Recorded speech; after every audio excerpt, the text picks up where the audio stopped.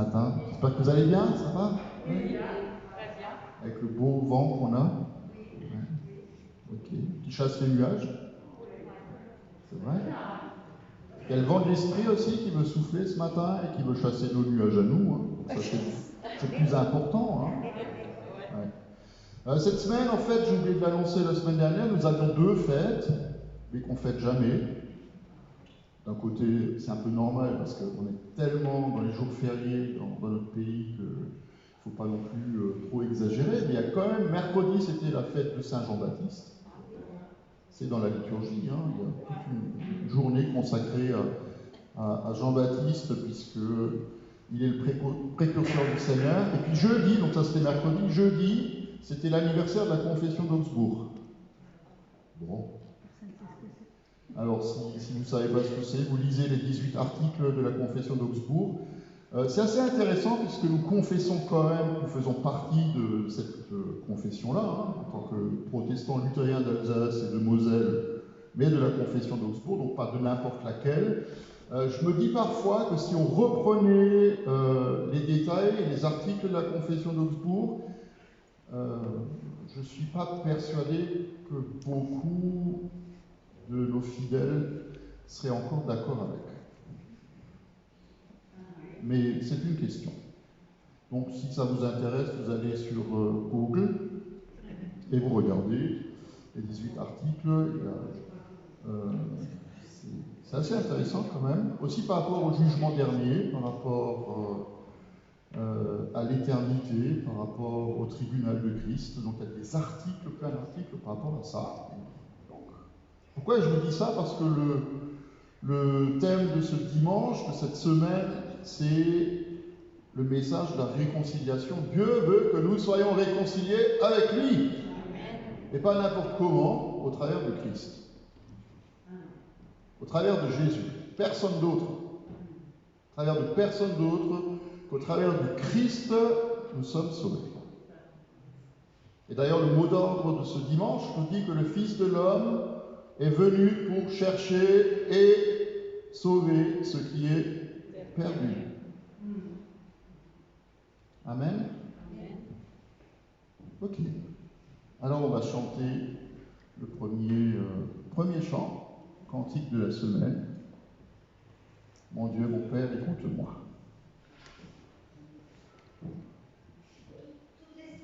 Il n'y en a que 4,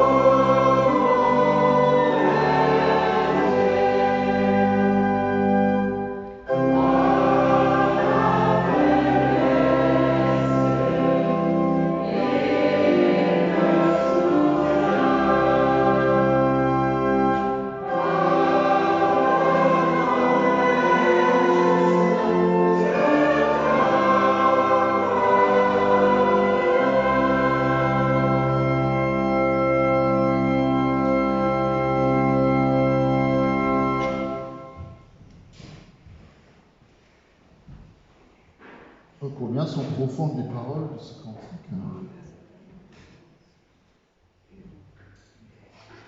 Psaume de ce dimanche, le début du psaume 103, on va le chanter tout à l'heure. Bénis l'Éternel, mon âme. Bénis l'Éternel, mon âme, que tout ce qui est en moi bénisse son saint nom. Bénis l'Éternel, mon âme. Et n'oublie aucun de ses bienfaits. C'est lui qui pardonne.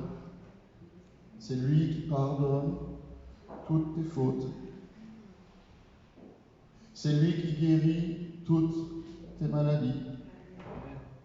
C'est lui qui délivre ta vie de la tombe, qui te couronne de bonté et de compassion. C'est lui qui rassasie de bien ta vieillesse et qui te fait rajeunir comme l'aigle. L'Éternel fait justice, l'Éternel fait droit à tous les opprimés. Il a fait connaître ses voies à Moïse, ses hauts faits aux enfants d'Israël. L'Éternel fait grâce, il est rempli de compassion, il est lent à la colère et riche en bonté, il ne conteste pas sans fin, il ne garde pas éternellement sa colère, il ne nous traite pas conformément à nos fautes, il ne nous punit pas comme le mériteraient nos péchés. Mais autant le ciel est élevé au-dessus de la terre, autant sa bonté est grande pour ceux qui le craignent. Autant l'Orient est éloigné de l'Occident, autant il éloigne de nous nos transgressions. Comme un père a compassion de ses enfants, l'Éternel a compassion de ceux qui le craignent, car il sait de quoi nous sommes faits. Et il se souvient que nous ne sommes que poussière. Alors on va le chanter. Bénis l'Éternel, mon âme.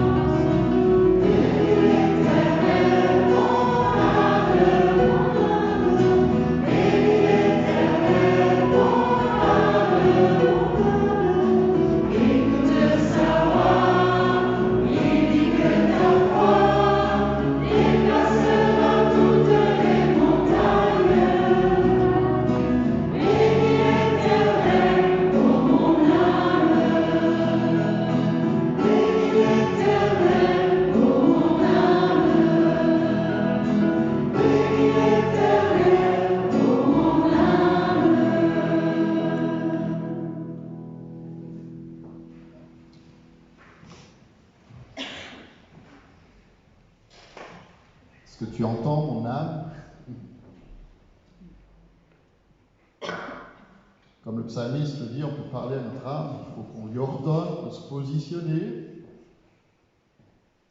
On positionne nos pensées, l'état de notre cœur, nos émotions, nos sentiments, nos réflexions, notre intelligence et notre volonté, on le met devant toi, Père. Bénis l'Éternel, mon âme. Bénis l'Éternel, mon âme. N'oublie aucun de ses bienfaits. C'est lui qui pardonne toutes tes fautes. C'est lui qui guérit toutes tes maladies. Et Père, on veut juste confesser la vérité de ta parole. Tu es celui qui pardonne à chacun ses fautes s'il vient devant toi avec un cœur droit, avec un cœur honnête, s'il reconnaît qui il est, s'il reconnaît ce qu'il a fait, s'il reconnaît ce qu'il a pensé ou ce qu'il a dit. Et toi, tu es un Père compatissant, qui a pitié de ses enfants, qui est un Père miséricordieux, qui est lent à la colère. Et on te dit merci pour ça. Merci parce que nous n'avons pas besoin, ni aujourd'hui, ni jamais dans notre vie, de venir devant toi en nous aplatissant comme des larmes, comme des vers de terre. Et nous avons le droit de venir devant toi comme des enfants que tu aimes parce qu'ils portent Christ en eux. Et c'est Christ qui a tout accompli pour nous. C'est lui qui est celui qui est le garant de notre salut, de notre pardon, de la vie éternelle. Et nous bénissons ton nom, Père, dans le nom de Jésus, mais aussi dans l'Esprit Saint, parce que c'est ton Esprit qui nous rappelle encore et encore et encore qui nous sommes, oui, peut-être que poussière, mais les enfants bien-aimés par toi. Et nous le proclamons ensemble. Merci parce qu'on a pu chanter que toutes les fautes, tout ça, on peut le mettre devant toi, parce que nous savons. C'est ça le positionnement que tu nous demandes. Nous savons qui nous sommes et nous savons aussi qui tu es. Alors bénis l'Éternel, mon âme. Merci parce que tu éloignes de nous nos transgressions, nos péchés. Nous reconnaissons humblement devant toi que nous sommes encore pratiquants de ce péché-là. Et nous voulons revenir à toi. Nous voulons revenir à toi, Père. Encore. Encore et encore. Parce que tu es la source de la vie. Tu es l'espérance de notre vie. Tu es le salut pour notre monde. Alors nous venons humblement devant toi avec reconnaissance. Merci de nous purifier entièrement, esprit, âme et corps. De nous purifier entièrement, esprit, âme et corps, de tout ce qui nous sépare de toi, de tout ce qui nous sépare de tes projets de bonheur pour nous, de tout ce qui nous sépare aussi les uns des autres. Nous prions que toute division cesse dans le nom de Jésus, que les murs de division tombent, les murs de division entre toi et nous, mais aussi entre nous tout court. Dans le nom de Jésus.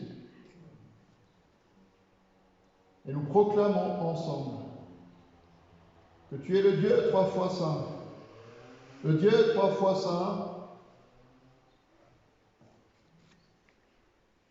mais aussi ce Dieu qui nous aime d'un amour éternel. Alors nous voulons le proclamer, que tu es merveilleux, Seigneur. Que tu es merveilleux, Seigneur.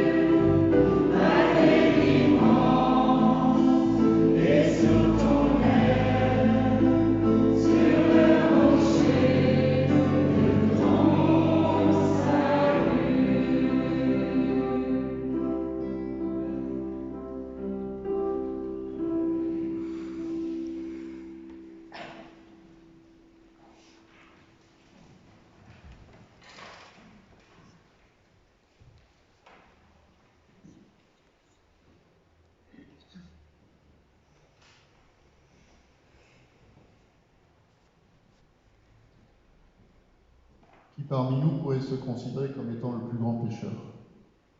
Levez la main.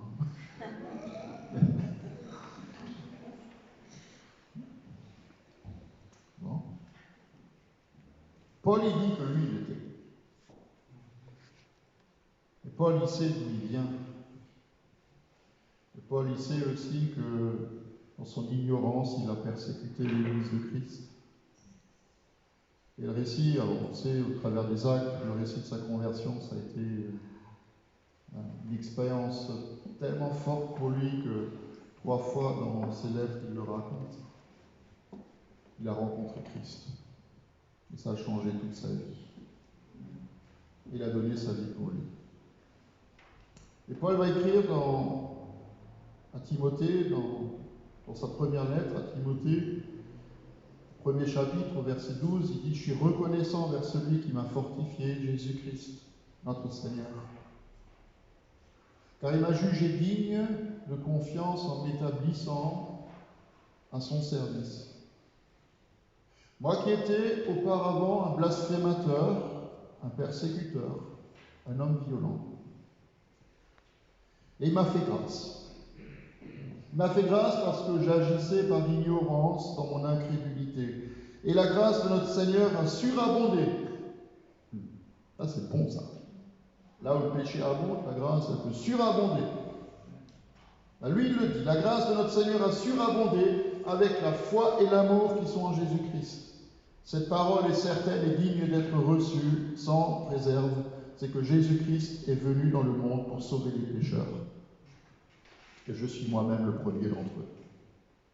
Mais il m'a été fait grâce, afin que Jésus-Christ montre en moi le premier toute sa patience et que je serve ainsi d'exemple à ceux qui croiraient en lui pour la vie éternelle. Au roi des siècles, au Dieu immortel, invisible et seul sage, soit honneur et gloire pour tous les siècles. Amen. Quel un super texte de l'Évangile aujourd'hui. J'aime cette histoire. Donc j'espère que vous êtes patients parce que c'est une longue histoire. C'est une longue histoire qui commence de la façon suivante. En Luc 15, tous les collecteurs d'impôts et les pécheurs. Donc on peut faire 2 camps. Donc tous les collecteurs d'impôts et les pécheurs, vous mettez à droite. Enfin, ma gauche. Droite, d'accord? Vous pouvez, non, mais vous ne le faites pas, hein, mais on pourrait, hein, parce qu'il faut qu'on respecte quand même les distances et tout. Donc, tous les collecteurs d'impôts et les pécheurs à droite. Et eux, ils s'approchent de Jésus pour l'écouter. Et puis, de l'autre côté, les pharisiens, les spécialistes de la loi. Les 2 camps. Jésus au milieu. Et les spécialistes de la loi, les pharisiens, murmurent en disant « Cet homme, donc Jésus, il accueille les pécheurs et il mange même avec eux. » Alors Jésus leur raconte une histoire. Un homme avait 2 fils. Le plus jeune dit à son père « Mon père, donne-moi la part d'héritage qui doit me revenir. » Et le père leur partage alors ses biens. Peu de jours après, le plus jeune, il s'en va en ramassant tout. Puis il part dans un pays lointain où il va gaspiller sa fortune en vivant dans la débauche. Alors qu'il avait tout dépensé, une importante famine survint dans ce pays, il commença à se trouver dans le besoin. Il alla se mettre au service d'un des habitants du pays qu'il envoya dans ses champs pour garder les porcs. Il aurait bien voulu se nourrir des caroubes que mangeaient les porcs, mais personne ne lui en donnait. Alors il se mit à réfléchir, et il se dit « Combien d'ouvriers chez mon père ont du pain en abondance, et moi, ici, je meurs de faim. Je vais retourner vers mon père. Je vais lui dire « Père, j'ai péché contre le ciel et contre toi, je ne suis plus digne d'être appelé ton fils. Traite-moi comme un de tes serviteurs. » Combien on est comme ça parfois? On veut revenir à Dieu, mais en rampant. Il se lève donc, Il va vers son père. Alors qu'il était encore loin, son père le voit et il est rempli de compassion. Il court se jeter à son cou. Alors ne le faites pas, s'il vous plaît, on n'a pas le droit. Et il l'embrasse. Le texte grec dit qu'il le couvre de baisers de la tête aux pieds. Enfin, il est content de voir son fils. Le fils lui dit: Père, j'ai péché contre le ciel et contre toi, je ne suis plus digne d'être appelé ton fils. Mais le père dit à ses serviteurs: apportez vite le plus beau vêtement. Mettez-le lui. Passez-lui un anneau au doigt, mettez-lui des sandales aux pieds. Amenez le veau qu'on a engraissé et tuons-le. Mangeons, réjouissons-nous, car mon fils qui était mort, il est revenu à la vie. Il était perdu et je l'ai retrouvé. Et ils commencèrent à faire la fête. Or, le fils aîné était dans les champs. Lorsqu'il revint et approcha de la maison, il entendit la musique et les danses. Il appela un des serviteurs et lui demanda ce qui se passait. Le serviteur lui dit: ton frère est de retour et ton père a tué le veau gras parce qu'il l'a retrouvé en bonne santé. Et le fils aîné s'est mis en colère et ne voulait pas entrer. Son père est sorti le supplier d'entrer. Mais il a répondu à son père: ça fait tellement d'années que je suis à ton service. J'ai jamais désobéi à tes ordres. Et jamais tu ne m'as donné un chevreau pour que je fasse la fête avec mes amis. Et ton fils, il revient, celui qui a mangé tes biens avec des prostituées, pour lui, tu tues le veau gras. Le père lui dit: mon enfant, tu es toujours avec moi. Ce que j'ai, c'est à toi. Mais il fallait bien faire la fête et nous réjouir parce que ton frère, que voici, était mort et il est revenu à la vie. Il était perdu et on l'a retrouvé.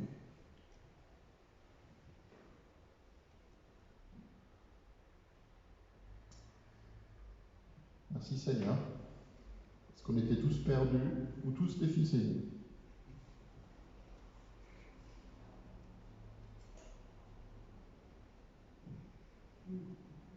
On était perdus, mais tu nous as retrouvés.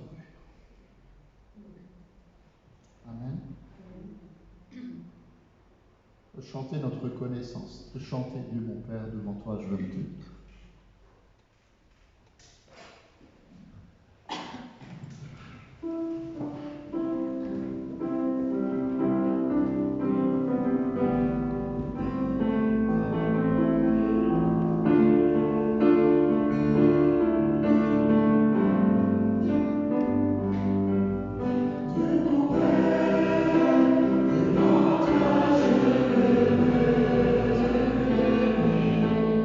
Dieu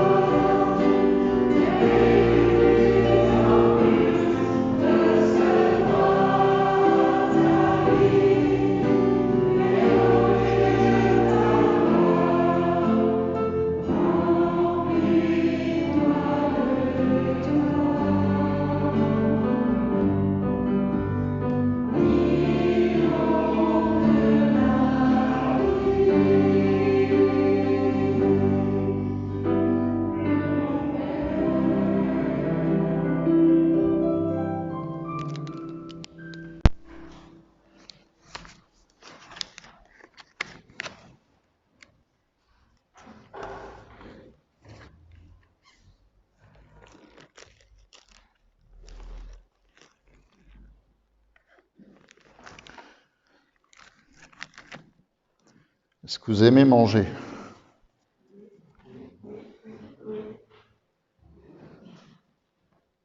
Okay. Moi, j'aime manger.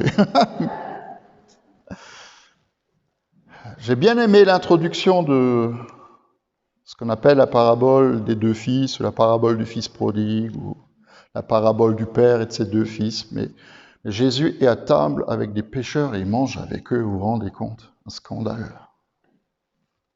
J'aime bien manger. Il y a quelque temps, on a été invité dans le sud-ouest de la France chez des amis. Je tairai leur nom, ils habitent entre Toulouse et Bordeaux. C'est un couple pastoral qui s'occupe beaucoup de familles, de couples. Lui s'appelle Jean-Claude et elle Marie-Claire. C'est juste au cas où ils écouteraient le culte. Bonjour à vous, bonjour à Agen. Ah.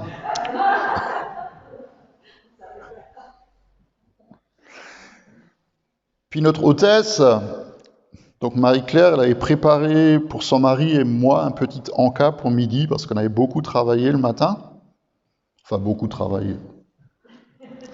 Mais là, il a beaucoup travaillé quand même le matin. Il nous a préparé donc un petit repas pour midi. Et puis nous, on s'est réjouis de manger. Puis on est passé à table tous les deux avec donc Jean-Claude. Puis elle nous a servi. Puis on a commencé à manger. On n'a rien osé dire. Le repas, c'était confit de canard, donc ça va. Haricots verts. Mais les haricots verts n'étaient pas cuits. Donc, tu es là, mais tu oses rien dire, donc tu mâchouilles tes haricots. Je peux vous dire que des haricots verts qui ne sont pas cuits, en plus c'est la période maintenant dans nos jardins, on sait, c'est quand même pas très goûteux, quoi. Mais on n'a rien osé dire, donc on a avalé nos haricots. Mais le pire, c'est qu'elle a vu notre mine, pas trop réjouie, elle nous a dit « Vous en voulez encore ?»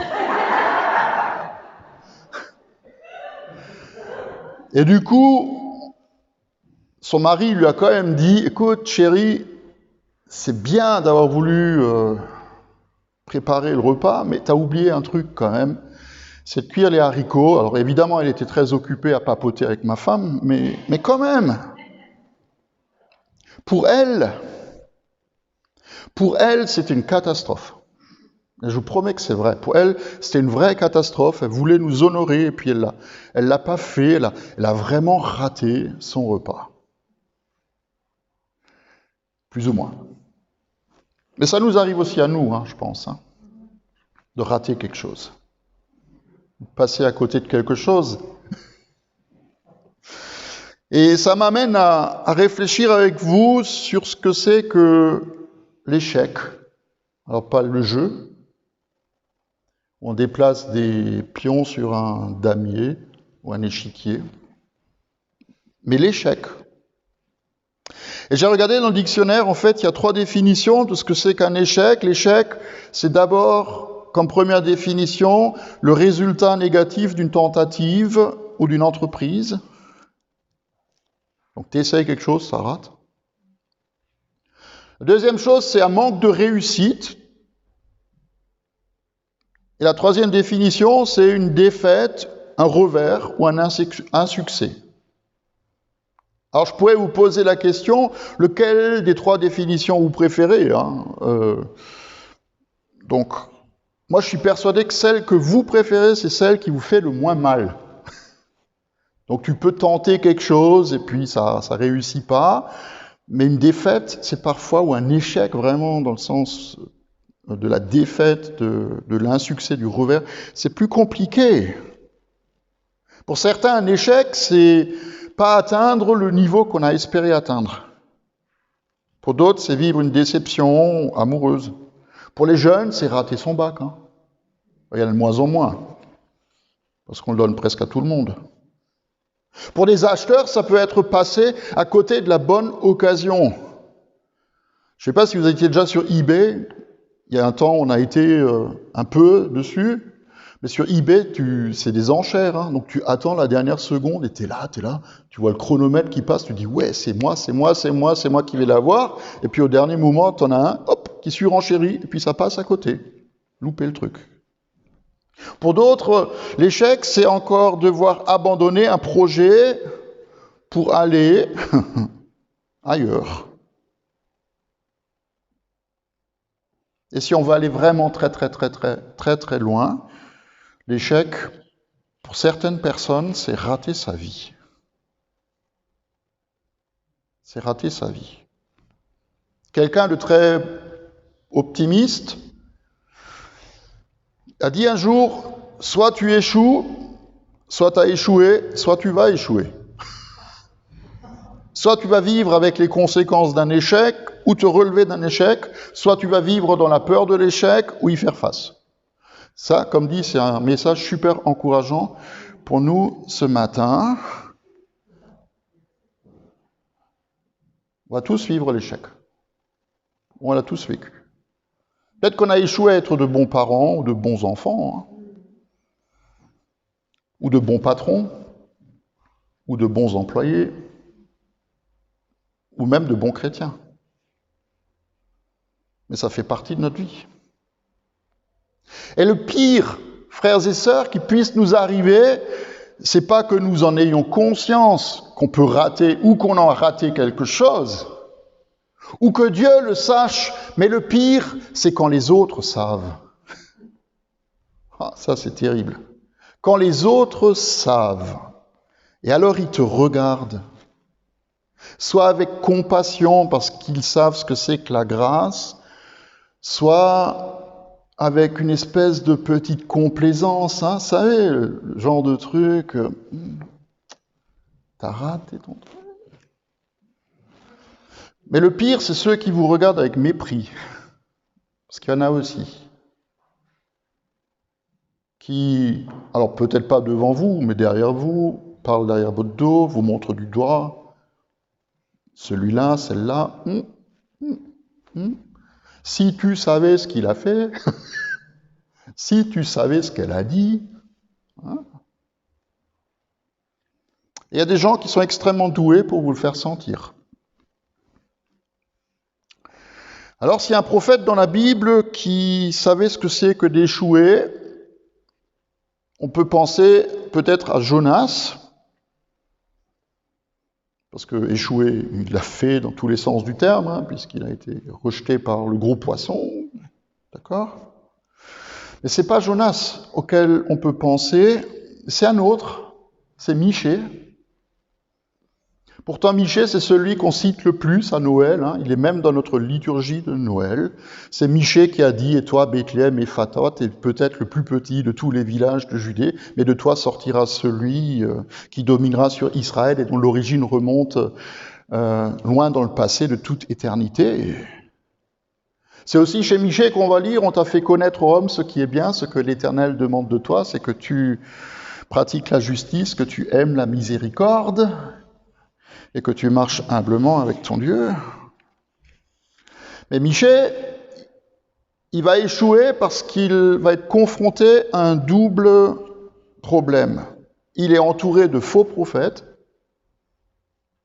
qui annoncent sans arrêt le ciel bleu et la vie en rose, alors que dans la société de son temps et dans la vie spirituelle, tout fout le camp.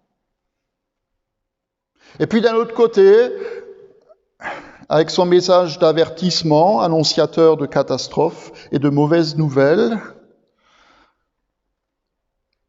il y a le peuple qui préfère écouter les marchands de bonheur que d'écouter ce que Dieu a à dire. Et Michée va avertir à la fois d'abord le roi, dans l'ordre, le roi, les ministres, les religieux, le peuple. Résultat, personne ne l'écoute.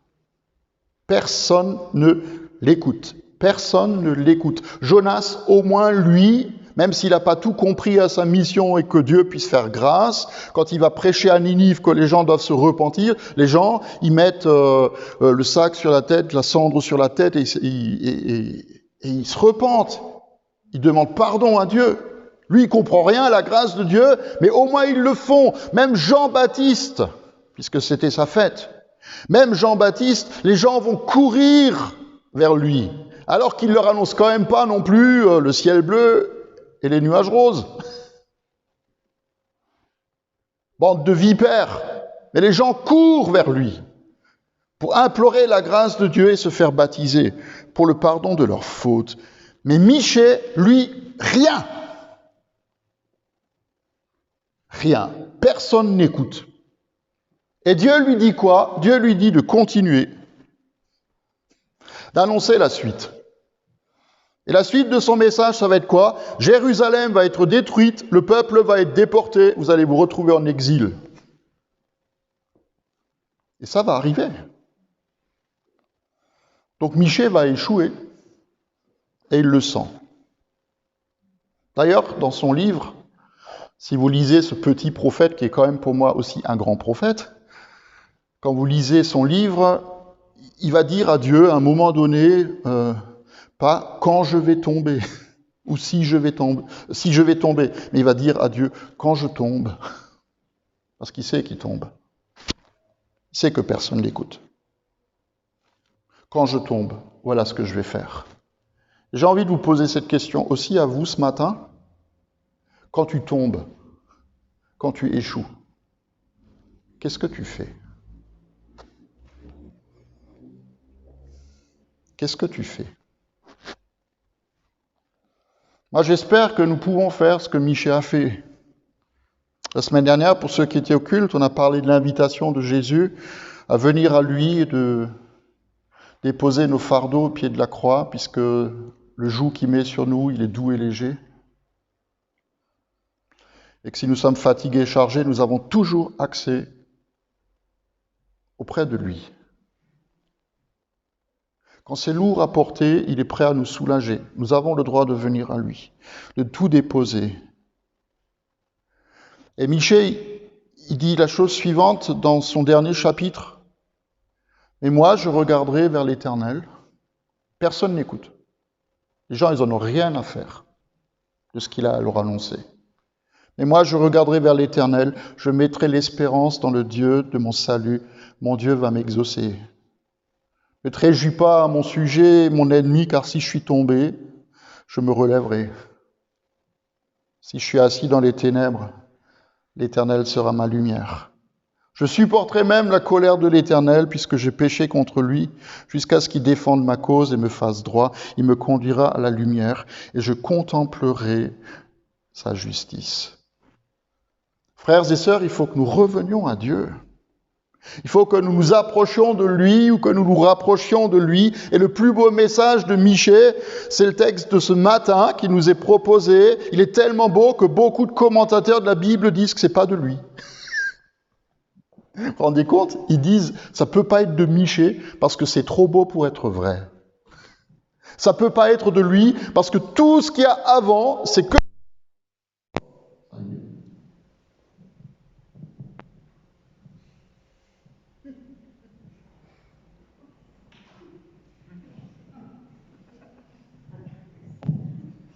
C'est ma faute.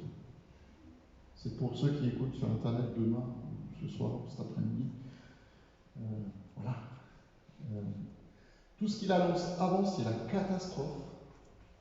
C'est la catastrophe. Et puis la fin, elle est complètement différente. Et j'aime ce qu'il dit à la fin, parce qu'il expérimente son Dieu. Comme si Dieu ne pouvait pas être un Dieu miséricordieux, bon, compatissant et lent à la colère. Et voilà ce qu'il dit, quel Dieu, oh Dieu est semblable à toi, tu pardonnes la faute, tu oublies la révolte du reste de ton héritage. Il ne garde pas sa colère à toujours, car il prend plaisir à la bonté. Il aura encore compassion de nous. Il piétinera nos fautes. Dieu va piétiner nos fautes. Si nous revenons à lui, il va piétiner nos fautes. Tu jetteras au fond de la mer tous leurs péchés. Tu témoigneras de la fidélité à Jacob, de la bonté à Abraham, comme tu l'as juré à nos ancêtres autrefois. Frères et sœurs, nous avons tous beaucoup échoué. Plus ou moins, dans nos vies, devant Dieu. devant les hommes. Mais nous avons tous, sans exception, échoué devant le grand Dieu d'Israël. Nous sommes tous des pécheurs. Nous avons tous raté la cible. Nous sommes tous passés, plus ou moins longtemps, à côté des projets de paix que Dieu a pour chacun d'entre nous. Nous sommes tous des pécheurs. Et même si nous avons donné notre vie à Jésus, nous ne sommes plus des pécheurs pratiquants, mais de temps en temps, nous pratiquons encore le péché, et j'espère pour chacun d'entre nous de moins en moins. Romains 3, 23, c'est le verset que Luther a le plus commenté dans tout son ministère. Vous savez ce que c'est Romains 3, 23 ? Car tous ont péché et sont privés de la gloire de Dieu. Tous, sans exception.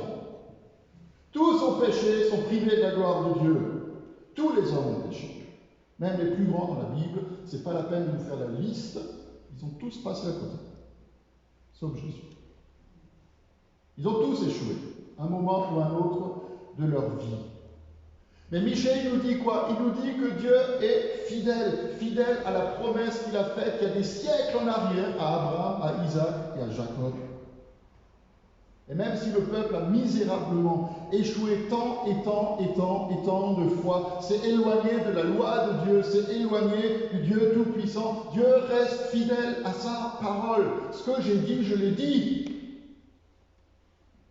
C'est peut-être inimaginable, c'est peut-être incroyable, mais ça, c'est mon Dieu.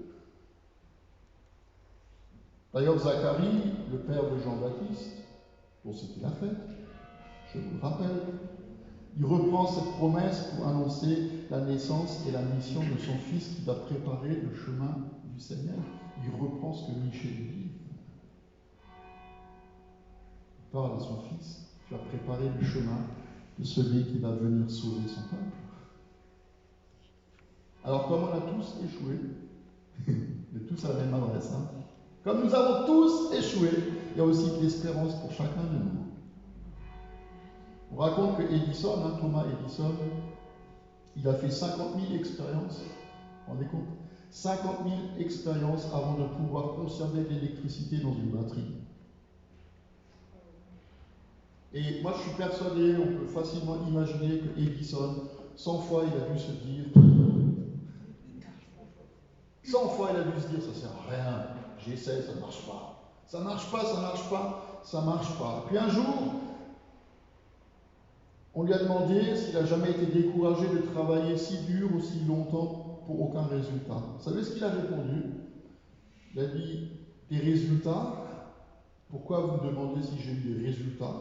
J'en ai eu plein. Je connais maintenant 50 000 choses qui ne marchent pas. Ça, c'est une bonne réponse. Je connais 50 000 choses qui ne fonctionnent pas.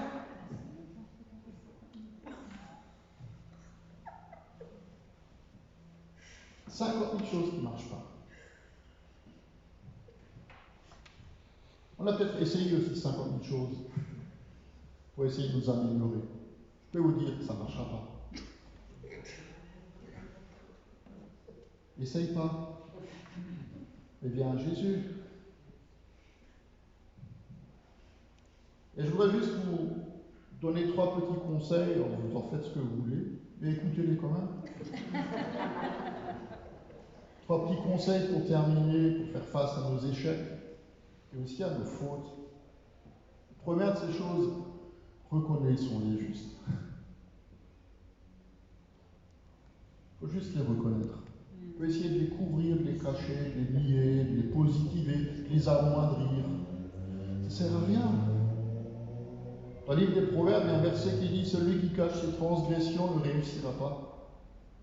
Mais on aura compassion de celui qui les reconnaît et qui les abandonne. » Alors, frères et sœurs, faisons-le. Reconnaissons. T'as raté, c'est pas grave. C'est pas grave si t'as raté. C'est pas grave si t'as péché, si tu reconnais ta faute. Tu la déposes devant la croix. La deuxième chose que j'aimerais vous dire, c'est remettons cela entre les mains de Jésus. Parce que si nous le faisons, il devient notre avocat auprès du Père. Jean écrit, mes petits enfants, je vous écris cela afin que vous ne péchiez pas. Lui, c'était un bon spécialiste aussi de la pêche, les deux, la pêche, et aussi le péché. Rappelez-vous que les deux seules prières qu'on connaît de Jean dans les évangiles, c'est est-ce que tu vas me permettre un jour d'être à ta droite quand tu seras au ciel? C'est quand même pas mal comme prière. Hein. Seigneur Jésus, je vais avoir une position privilégiée à t'écouter. Okay. La deuxième prière qui nous est rapportée de Jean, c'est est-ce que tu veux qu'on ordonne que le feu du ciel tombe sur eux? Ok, ça c'est Jean. Et Jean, il écrit, mes petits-enfants, je vous écris cela afin que vous ne péchiez pas. Mais si quelqu'un a péché, nous avons un avocat auprès du Père, Jésus-Christ le juste. Nous avons un avocat. Alors il faudrait tout expliquer sur le système juridique en Israël. Dans le Nouveau Testament, Jésus introduit un nouveau système. Dans l'Ancien Testament, il n'y a qu'un système, c'est tu as le juge et l'accusateur. Tu n'as pas un avocat. Quand Jésus vient, il y a le juge, il y a l'accusateur, et il y a l'avocat qui se tient à tes côtés. Ça, c'est la nouvelle alliance en Christ. Mais bon, je n'ai pas le temps d'expliquer. La lettre aux Hébreux nous dit qu'il peut aussi sauver parfaitement ceux qui s'approchent de lui. Puisqu'il est toujours vivant, Jésus est vivant pour intercéder pour nous. D'accord? Amen. Puis le dernier conseil que je vous donne, laissez donc Dieu s'occuper de vos fautes. Moi j'aime ce qu'il dit, il va les piétiner, il va marcher dessus. Il va les jeter au plus profond de la mer et il n'ira pas plonger pour aller les chercher, pas comme le cochon de Luther. Hein. Vous savez que Luther, au moment du baptême, il a dit dans le baptême, je noie le vieux cochon qui est en moi, mais le vieux cochon il nage très bien. Parce qu'il savait que c'est pas parce que tu es baptisé que tout est réglé. Mais Dieu, il ne va pas plonger dans la mer pour aller rechercher ce qui est en bas. Et comme j'ai parlé de nos amis Jean-Claude et Marie-Claire, de Agen, je vais aussi parler de notre ami Carlos, comme ça au moins toute la bande, qui rappelle souvent quand même, j'aime bien ce qu'il dit, le diable connaît notre nom, mais il nous appelle par notre péché, mais Dieu quoi? Il connaît notre péché, mais il nous appelle par notre nom. Amen. On va prier ensemble. Je vous invite à vous lever si vous voulez bien.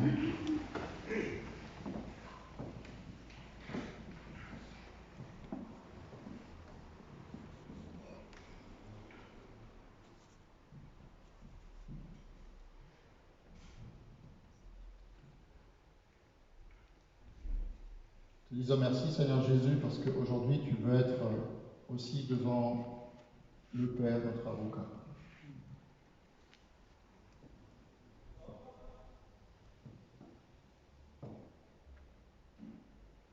Et c'est toi qui défends notre cause au ciel. C'est toi qui plaides en notre faveur. Et tu le fais au travers du sang qui a été versé à la croix. Dieu a demandé justice, et tu es devenu notre justice. Au travers de ta mort. Là où tu as étendu tes mains et tu as dit, mais quand j'aurai été élevé, j'attirerai tout homme à moi. Ben, nous avons été attirés par la croix. Nous avons été attirés par ta mort à la croix, par le sacrifice de ta vie. Parce que sans toi, nous étions perdus. Nous sommes peut-être encore perdus. Et tu nous donnes l'occasion ce matin encore de venir à toi. Pas seulement déposer nos fardeaux et de reconnaître nos fautes, mais de recevoir de toi la liberté, le pardon, une vie nouvelle. Pour nous, il n'y a qu'une condition, c'est que nous te reconnaissions. Reconnaissions ce que tu as fait à la croix, que nous reconnaissions qu'aujourd'hui tu es vivant pour toujours et que tu plaides notre cause.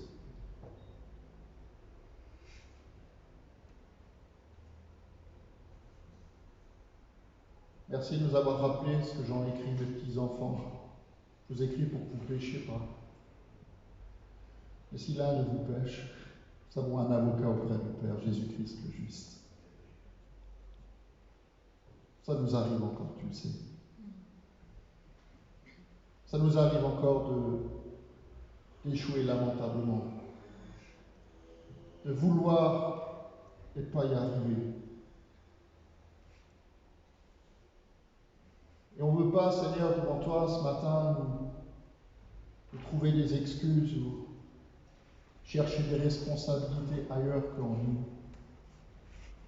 Nous voulons juste que tu poses ta main sur nous, que tu nous délivres de nos fautes, de notre péché, et que nous ressortions de cette Église libre. Libre. Merci parce que tu nous rappelles ce que Paul écrit à la fin du chapitre 8 de la lettre aux Romains. J'en ai l'assurance que ni la mort, ni la vie, ni les anges, ni les dominations, ni les puissances, ni rien, ni aucune créature, ni le présent, ni l'avenir ne pourra jamais nous séparer de l'amour de Dieu qui s'est manifesté en Jésus-Christ, notre Seigneur. Paul ne parle pas de notre passé. Parce que le passé, il est mort et enterré. Si nous avons accepté Christ comme notre Seigneur et Sauveur, notre passé est mort et enterré. Et plus rien de notre passé ne peut nous séparer de l'amour de Dieu. Alors nous prions que les choses présentes ne nous séparent pas de toi, Père. Nous prions que ce que nous pourrions peut-être éventuellement faire demain ne nous sépare pas de toi. Et tous les jours, nous voulons venir devant toi. Tous les jours, venir devant toi et vivre de ta bonté, de ta compassion, de ta grâce. Et de la lenteur de ta colère. Merci, Père, d'être aussi bon avec nous. Et de donner à chacun d'entre nous cette occasion de nous approcher de toi. Dans le nom de Jésus. Amen.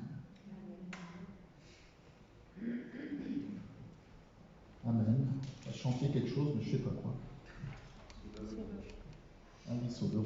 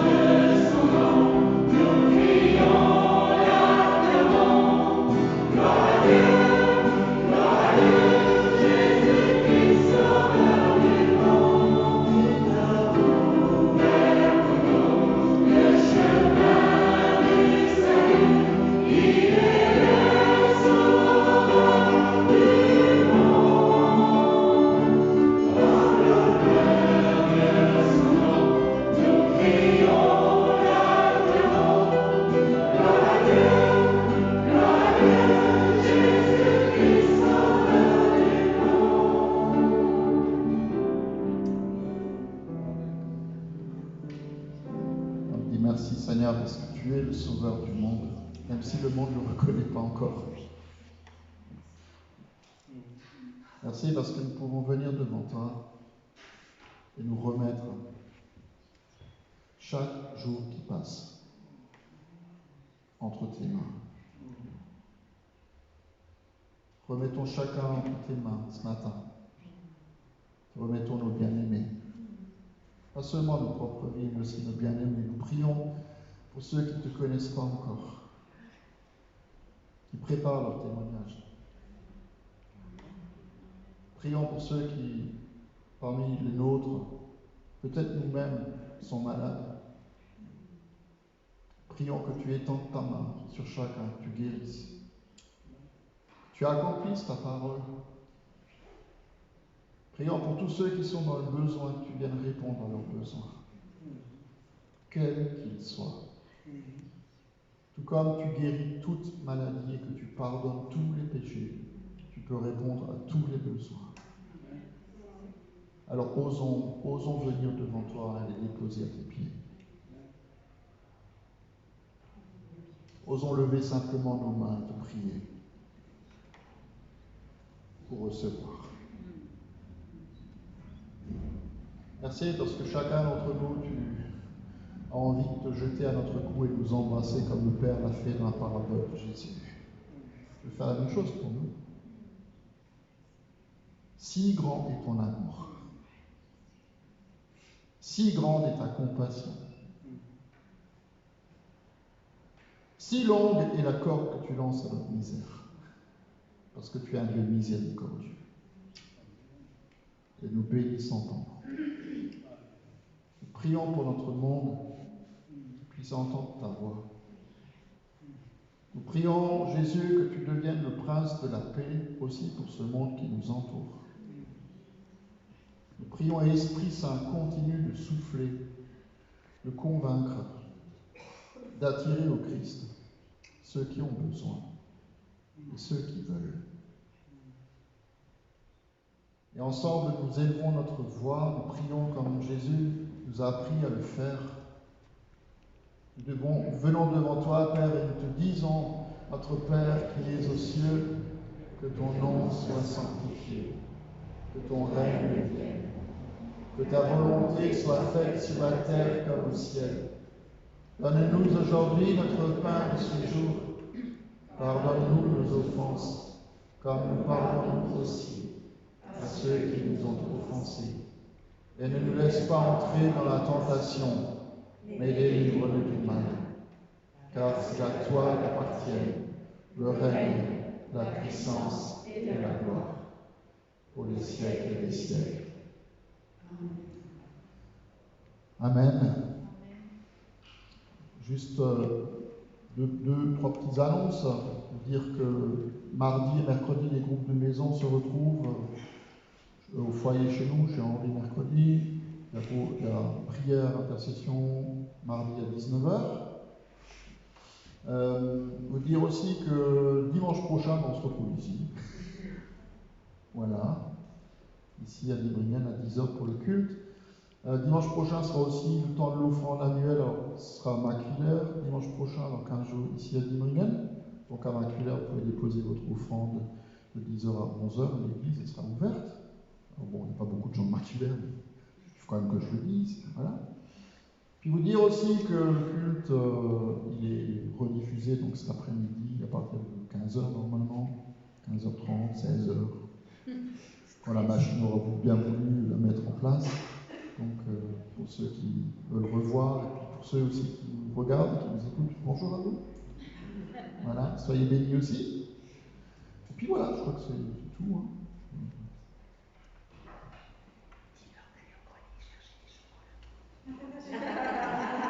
Ah, il faut que je vous dise. Maintenant, aujourd'hui, maintenant. Ah, pardon. Alors, quand ? Ah, ok. Alors, la semaine dernière, comme c'était la fête des pères, vous avez tous emmené du chocolat. Pas ceux qui étaient là. D'accord ? Donc, des 6 palettes de chocolat qu'on a eu, il nous en reste encore 5.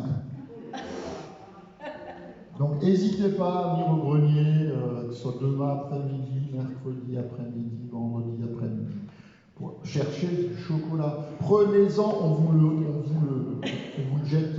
Voilà. Et on vous l'offre, voilà, enfin, voilà. Mais venez en prendre. Franchement, aussi vu les températures, ça commence à chauffer, et puis on n'a pas non plus envie de jeter des tonnes de chocolat. Donc, venez en prendre. Les kilos, vous les perdrez plus tard. D'accord? Ou alors vous en faites la compote, enfin ce que vous voulez.